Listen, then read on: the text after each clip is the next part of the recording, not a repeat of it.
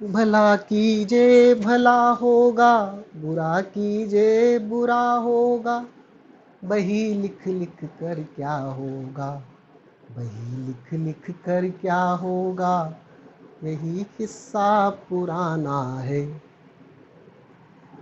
सुंदर गीतों की पंक्तियां जो जीवन को जीने का यथार्थ में समझा रही है। हेलो, गुड मॉर्निंग, नमस्कार, आप सबका स्वागत है एक बार फिर से आपके अपने चैनल कोटा डॉट एजुकेशन पर। और एक नया वीडियो फिर मैं आज आपके लिए लेकर आ गया हूँ।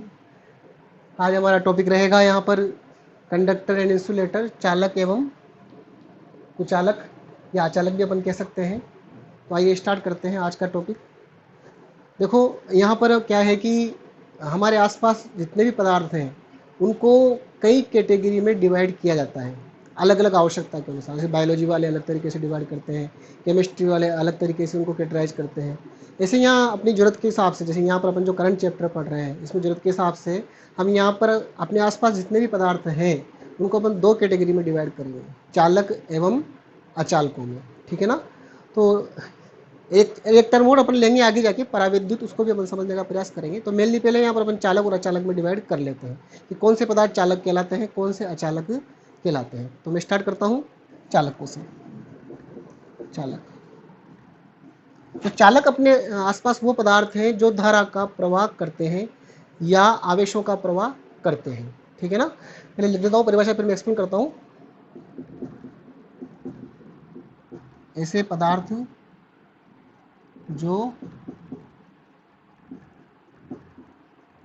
आवेश या धारा प्रवाह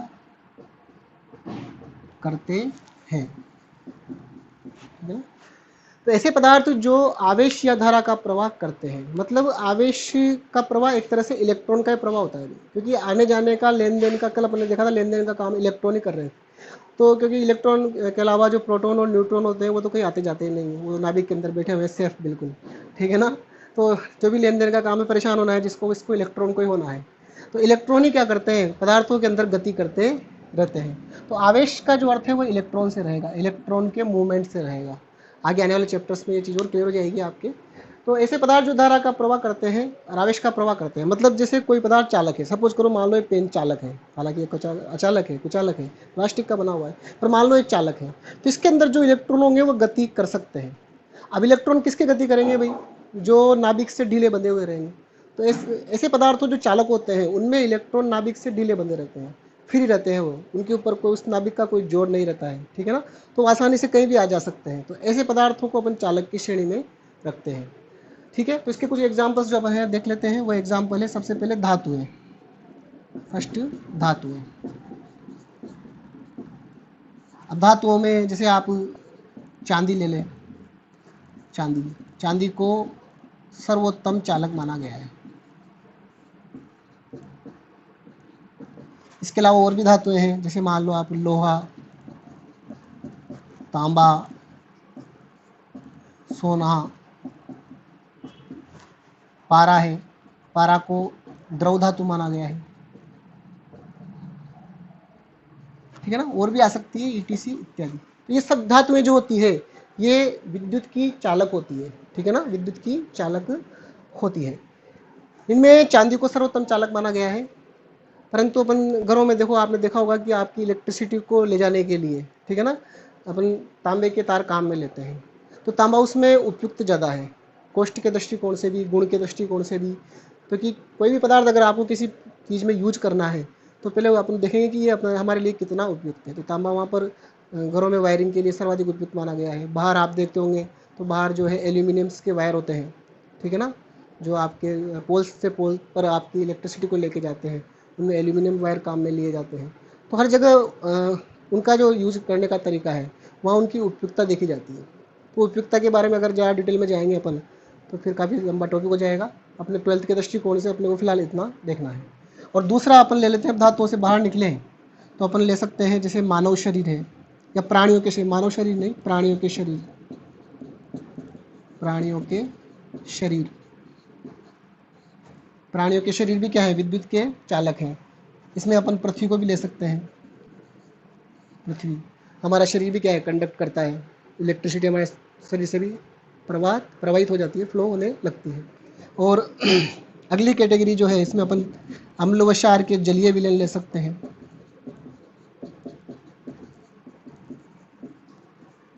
अम्ल व क्षार के जलीय विलयन, इसका क्या मतलब है कि जैसे पानी में आपने नमक घोल दिया, तो पानी में नमक घोलते ही वो क्या करेगा, विद्युत का चालन करने लग जाएगा। शुद्ध पानी नहीं होता है, ठीक है ना। अशुद्ध पानी या जिसमें अशुद्धियाँ मिली हुई हो, या कोई आप उसमें अम्ल क्षार मिलाओ, तो ऐसे विलयन जो होते हैं वह विद्युत के चालक बन जाते हैं। तो ये हो गया हमारा चालकों का क्लासिफिकेशन। अब इसमें दूसरी कैटेगरी में अपन ले सकते हैं अचालक। तो मैं अचालक लिखता हूँ, अचालक। अचालक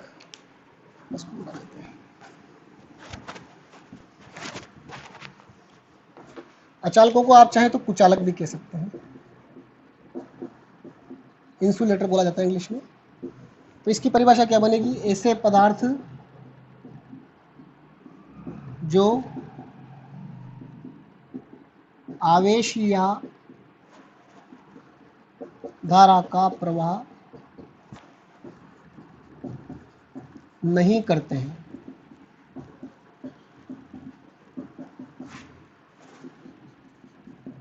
तो इंसुलेटर क्या हो जाएंगे, ऐसे पदार्थ जो धारा का प्रवाह नहीं करते हैं, या धारा को अपने में से निकलने नहीं देते हैं, आवेशों को अपने में से निकलने नहीं देते हैं, ठीक है ना।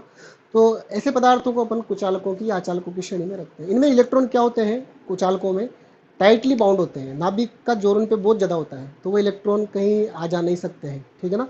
तो जब इलेक्ट्रॉन चलेगा ही नहीं तो वो धारा का प्रवाह कैसे करेगा। तो इस तरह के पदार्थ भी हमारे आसपास होते हैं। जैसे अब उनमें एग्जाम्पल अपन ले लें, तो जैसे प्लास्टिक की वस्तुएं हैं, प्लास्टिक है, लकड़ी है ना, रबर है, रबर है। और भी आप पदार्थ ले सकते हैं, जैसे हवा, एयर जो है वो भी कुचालक है, ठीक है ना। और निर्वात, ये भी कुचालक है। हालांकि निर्वात कोई पदार्थ नहीं है, निर्वात जो है कोई मटेरियल नहीं है, पर लेकिन फिर भी निर्वात भी धारा का या इलेक्ट्रिसिटी का प्रवाह नहीं करता है। हवा भी नहीं करती है। अगर हवा प्रवाह करती तो हमको रोज करंट लगता भाई ठीक है ना। क्योंकि मान लो कहीं भी बाहर देखो आप, पोल्स पे वायर जो है खुले हुए हैं, उनमें इलेक्ट्रिसिटी फ्लो हो रही है। अब वो वहाँ पर अपन वहाँ से इलेक्ट्रिसिटी अगर मान लो हवा में प्रवाहित होने लग जाती तो सारा करंट हमारे शरीर से निकलता, हमें रोज झटके लगते, ज़्यादा लगता तो तो यहाँ पर हम कह सकते हैं कि ये सब पदार्थ जो है ये कुचालक है। प्रकृति ने जितनी व्यवस्था करी है आपके जीने के लिए करी होगी, ठीक है ना। उसने सारी व्यवस्था इस तरह से बनाई है कि सभी प्राणी जीवित रह सकें। और हम मनुष्य का भी ये करते ही है कि कर्तव्य होना चाहिए कि जब प्रकृति ने सबके जीने के लिए व्यवस्था बनाई है तो हमें भी सबको जीने का पूरा मौका देना चाहिए। मेरा यही विचार है पर्सनल, ठीक है ना। तो प्रकृति के नियमों के अनुसार ही हमें चलना चाहिए। तो ये चालक और कुचालक हो गए। इसके बाद एक और कैटेगरी जो है वो है पराविद्युत। अब पराविद्युत कोई नई कैटेगरी नहीं है। पराविद्युत जो निकली है कैटेगरी, वह अपन ये कह सकते हैं कि ये अचालकों का ही एक पार्ट है। ये लिखता हूँ मैं, एक प्रकार के अचालक। देखो आपने अचालक तो क्या हुआ, एक बड़ा ग्रुप हो गया, मतलब जो बड़ा समूह हो गया जिसमें सभी तरह के अचालक पदार्थ आ चुके हैं। अब उनमें एक स्पेशल कैटेगरी अपन डिवाइड करें, मतलब अचालक ही है पराविद्युत भी, उनमें एक स्पेशल कैटेगरी रखते हैं। स्पेशल कैटेगरी ये है कि उनमें पराविद्युत अपन उसको कहते हैं जो बाह्य विद्युत क्षेत्र में कुछ विद्युत प्रभाव दिखाते हैं या कुछ मात्रा में ध्रुवित हो जाते हैं, ठीक है ना। जैसे बाह्य विद्युत क्षेत्र कहीं मिल गया, जैसे मान लो सपोज करो कि ये पेन जो है ये तो है प्योर कुचालक, और ये जो है ये भी कुचालक ही है, पर ये पराविद्युत की श्रेणी में, मान लो डस्टर पराविद्युत की श्रेणी में। तो ये तो बाह्य विद्युत क्षेत्र में रख देंगे तो कोई प्रभाव नहीं दिखाएगा, ये ऐसा कैसा ही रहेगा, इसके अणु परमाणु की व्यवस्था में कोई अंतर नहीं आएगा। पर अगर मान लो इसको बाह्य विद्युत क्षेत्र में रख दिया तो ये थोड़ा उसके प्रति झुकाव दिखाने लग जाता है, इसके अणु परमाणु की व्यवस्था में थोड़ा सा, इलेक्ट्रॉन प्रोटॉन की व्यवस्था में अंतर आने लग जाता है, आवेशों के केंद्रित खिसकने लग जाते हैं। तो आगे जाके आप इसको डिटेल में समझेंगे, पराविद्युत का नेचर जो है वो आगे जाके वो डिटेल में समझा जाएगा। तो फिलहाल आप ये समझिए कि है तो अचालक ही, कुचालक ही है, बस ये बाह्य विद्युत क्षेत्र के आने पर कुछ मात्रा में इसकी ओर झुक जाते हैं। इसको एक सिंपल से एग्जाम्पल से अगर अपन देखें तो यूँ समझ सकते हैं अपन कि दो तरह के स्टूडेंट होते हैं। एक स्टूडेंट तो वो होता है जिसको आप टीचर आ जाए, कोई उसको कितना ही समझा ले, घर वाले भी कितना ही समझा ले, बेटा पढ़ ले, बेटा पढ़ ले, बेटा पढ़ ले, ठीक है ना, तेरा भला हो जाएगा, दुख नहीं पाएगा, कई तरह से हमें उसको समझाने का प्रयास करते हैं, फिर भी उसके कोई समझ में नहीं आती है बात, वो अपनी धुन में लगा रहता है। तो वह एक क्या है, प्योर कुचालक है, ठीक है ना, परफेक्ट कुचालक है वो। और एक दूसरा स्टूडेंट इस टाइप का है कि वो भी पढ़ना नहीं चाहता है, परंतु अगर मान लो उसको थोड़ा समझाया जाए, ठीक है ना, उसको डांट से समझाया जाए, प्यार से समझाया जाए, उसको उसका भविष्य दिखा के समझाया जाए, कैसे न कैसे समझाया जाए उसको, तो कुछ मात्रा में वो तैयार हो जाता है, कुछ मात्रा में, ज़्यादा नहीं, कुछ मात्रा में नहीं, क्योंकि ज़्यादा में होगा तो चालाक ही बन जाएगा फिर वो, तो कुछ मात्रा में वो तैयार हो जाता है। तो ऐसा जो स्टूडेंट है वो एक तरह से माने कि पराविद्युत की श्रेणी में आ जाता है। तो यहाँ पर उम्मीद है आपको मेरी बात समझ में आ रही होगी। तो पराविद्युत कैसे पदार्थ है अपन लिख लेते हैं, ऐसे पदार्थ जो बाह्य विद्युत क्षेत्र में ध्रुवित हो जाते हैं, बाह्य विद्युत क्षेत्र में ध्रुवित हो जाते हैं, या बिना चालन के विद्युत प्रभाव प्रदर्शित करते हैं, ठीक है ना। जैसे इसका एग्जाम्पल सबसे ज़्यादा अच्छा है वाटर, पानी है, इसका एग्जाम्पल है, ये कुचालक है पानी, पर पराविद्युत की श्रेणी में आता है। तो उम्मीद है सभी स्टूडेंट को मेरी बात समझ में आई होगी, आज का ये टॉपिक समझ में आया होगा, ठीक है ना। नया टॉपिक मैं जल्दी ही आपके लिए लेके आऊँगा, हो सके तो आज शाम को ही लेके आऊँगा मैं।